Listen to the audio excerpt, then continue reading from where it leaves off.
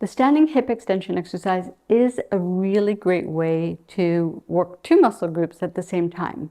So not only are you working the leg that you're going to be standing on, but you're working the leg that you're going to be asking to do the motion.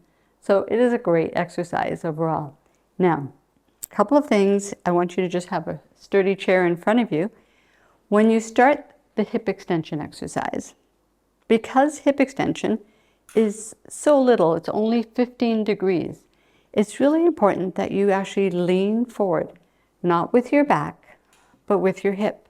So that motion then is going to allow, by you bending forward at the hip joint, you're going to have more range of motion at the glute, or for your glute extension.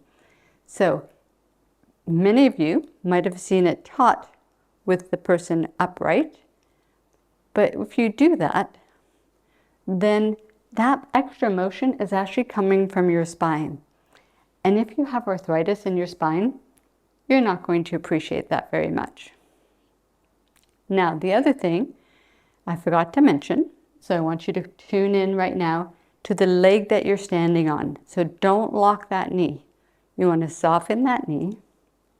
Also, to help protect from the osteoarthritis that we all get as we get older, but also it allows you to strengthen and use more muscle when you're working on the leg that you're activating.